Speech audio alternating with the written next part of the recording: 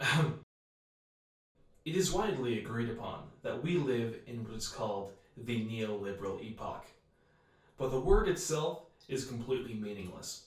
Across the political spectrum, we find that pretty much all definitions are superficial and many of them contradictory. Neoliberalism is only analyzed in terms of abstractions, so if we truly want to understand it, we must descend into the concrete. The concept of neoliberalism is clearly relative to where you are on the political spectrum rather than something we are trying to understand. It is all entirely within subjective experience. On the authentic left, it is typically thought of as late stage capitalism or capitalism in crisis being the key word here. If you talk to a neoliberal, you will get some spiel about the open society, parliaments, the open global market, and the benefits of fair trade certification. If you talk to the new right, third positionists, and other reactionaries, they will tell you something very cinematic about corporate elites and bankers. Racist Bernie Sanders, essentially. And if you talk to left-wing moderates, so-called progressives and social democrats, you will get the exact same talking points as the group just mentioned. Just replace Jews with evil white racists. If you talk to green radicals, they will tell you that your heteronormative, industrial, economistic thinking does not validate the lives and lived experiences of small nomadic tribes. Oh, and libertarians will probably just scream at you about big government. Therefore, this video is less of a complete diagnosis of the situation, but a call for true, unabstracted inquiry into the present situation, which only true Marxists are even capable of. There is the view held by Marxist academics that capitalism has become totalitarian in nature. But is this true? The only part of capitalism that has become universalized is the capitalist mode of distribution. Because of COVID-19, all market exchange has been forced to become digitized. It would not be absurd at all to say that today all market exchange has become standardized to the online marketplace. So no doubt today that we are dealing with a commercial universality in global markets. In my view, the global market economy, for the sake of its efficiency, requires unequal development. The reasons for why are explained in my video towards a scientific conception of imperialism. And keeping with the Marxist conception of trade and development, an emerging capitalist nation must first establish protection to develop free trade within its borders and dependency on the world market. Once this is finished, protection becomes a backwards conservative policy and free trade must be established. From this point, the capitalist power finds its periphery nations through bourgeois alliance with the reactionary elements of the underdeveloped nations. It is not because of free trade that the underdeveloped nations stay poor and subjugated, but because free trade has not even developed. The dependency of the nation upon the world market has not been established. Rather, our economists confuse this for the dependency of the seller upon the buyer and vice versa. They confuse the specific for the whole. So, we must ask ourselves, is today's stagnating imperialism a result of the ruthless caprices of the industrial bourgeoisie, or the commercial insidiousness of the bourgeois philanthropists? Fair trade is the epitome of bourgeois philanthropy. Fair trade is nothing but neoliberal, so-called free trade, with a subsidy for underdevelopment. But you buy your overpriced latte with a check mark on it, and think of the happiness of poor brown children. The first world nations are for the most part consumer economies, and productive forces are arranged for specific commodity production. The consumer markets in the first world are reliant upon the capital-intensive, productive capitalist nations in East Asia, such as China and Vietnam, for general commodity production.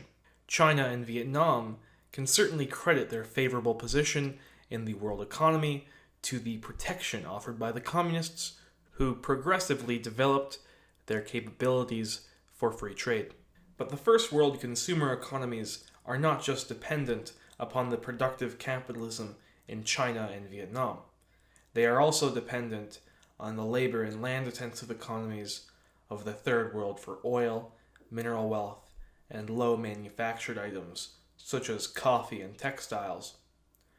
To top this off, most of the wealth accumulated by the first world bourgeoisie is in the form of rent and not profit. Accumulation through rent, therefore, is the most crucial thing to understand if we are to understand the conditions of first world consumer economies. At home, rent is accumulated through the real estate industry, but also in energy production with solar and wind farms.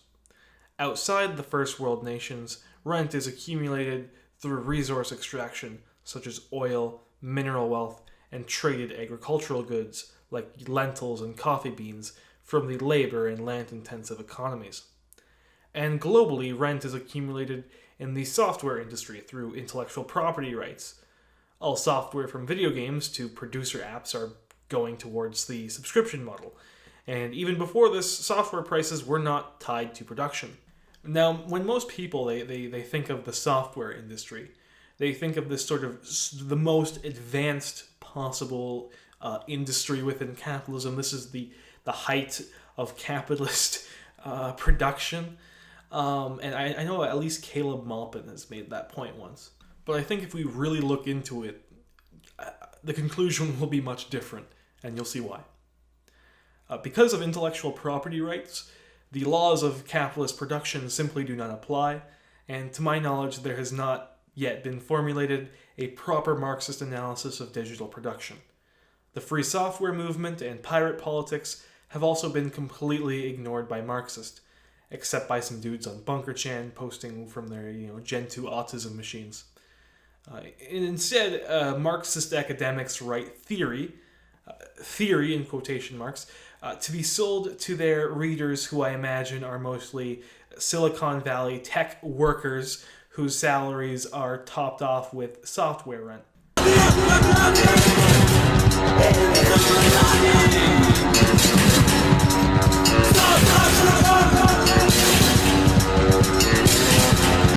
After a hard day's work at Google HQ banning videos that say mean things, they go home to their San Francisco box apartment and read their $15 ebook from Verso.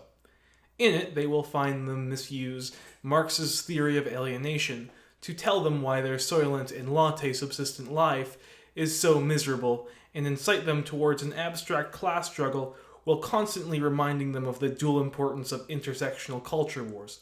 In this abstract class struggle, they motivate them towards getting more of that precious software rent enjoyed by the higher corporate executives and to social democratic politics to get a hold of it. However, what are the true implications of this? Beyond the rhetoric, what is the progressive movement in the United States really trying to achieve? Rent and the social liberal state. What do I mean by the social liberal state?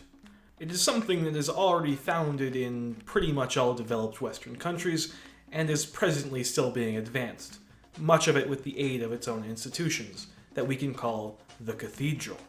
The social liberal state is a concept in self-movement and is a result of the efforts of various liberal, progressive, and social democratic movements. The social liberal state, to put it plainly, is a liberal democratic state with an imperative for social peace, as well as the maintenance of capitalism, albeit in a degenerated, stable form, if you think of capitalism as a radioactive isotope. First, what is important to understand is that the liberal state subsists on a national rent taken through taxes, parasitic and unproductive, but still a great leap forward from the Ancien Régime. However, today, in this neoliberal era, what is the relation of rent accumulation and the expansive social programs? Well, the funding for these social programs is taken by taxes from the whole accumulated rent of the first world bourgeoisie. Rent taken from underdevelopment and software parasitism is used to generate social peace in the consumer economies. Take free college, for example. Tuition is already rent accumulated from students by academia. But the way to make it free is to subsidize it with tax money. And that tax money, most of it taken from the rent accumulation of the first world bourgeoisie. Expansive parasitic rent taken to cover the costs of less expansive parasitic rent. Rent upon rent. So with all of this, the logical conclusion to come to is that the social liberal and social democratic regimes are among the most reactionary regimes ever observed. It even wouldn't be absurd to say that they are more reactionary than the Ancien regime, simply because of how much more expansive its parasitism is. It seems that their democracy is harder on its rebels than monarchies are.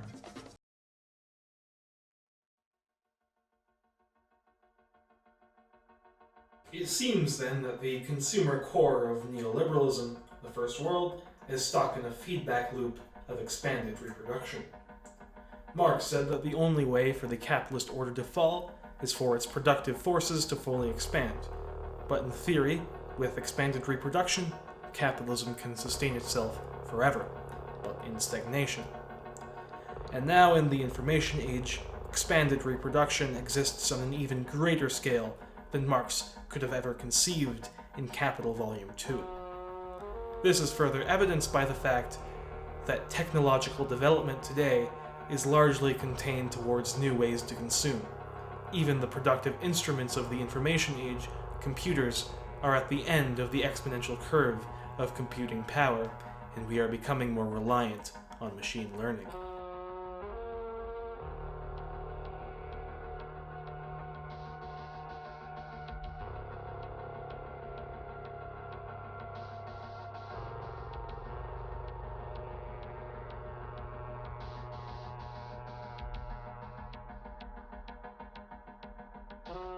China and productive capitalism.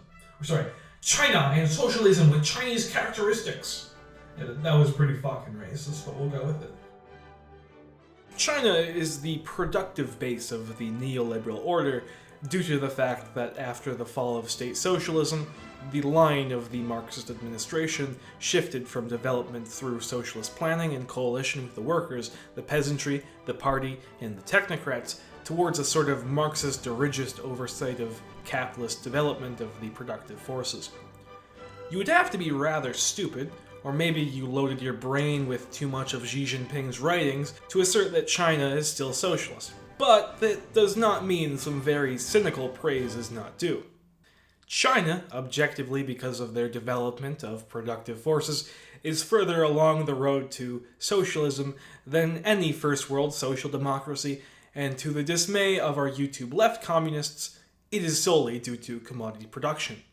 China engages in true philanthropy to the Third World through its BRI project, the Belt and Road Initiative. But it is true philanthropy because it is the rejection of bourgeois philanthropy and a full embrace of the ruthless caprices of the industrial bourgeoisie, which it disguises as socialism with Chinese characteristics. The party can do this with ease because the sentiments of the industrial bourgeoisie and the revolutionary socialist proletariat are entirely the same, just belonging to different classes. Whether you believe China will achieve socialism by 2050 is entirely based on how much stock you put into Chinese state propaganda. My opinion is that it is not out of the realm of possibilities that China will go back onto the road of socialism, but it is very unlikely that it will happen through the hand of the state.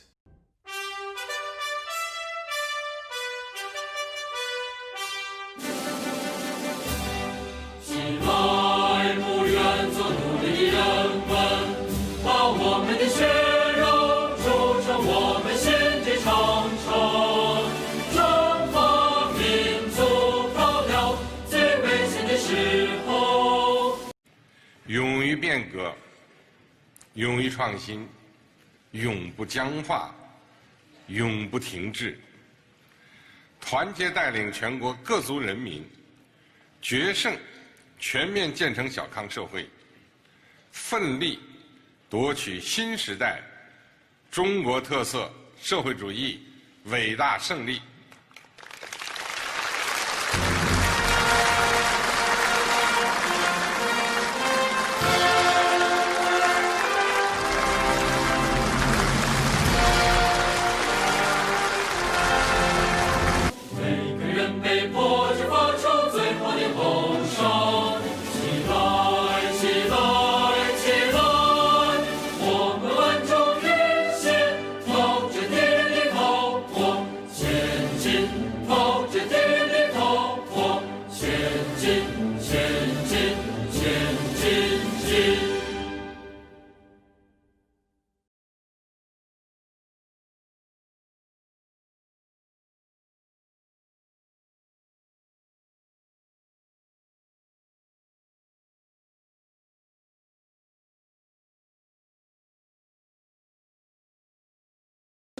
understanding, control, manipulate scientific data, take over, blast, control world government, shut down infrastructure, ship everything to China.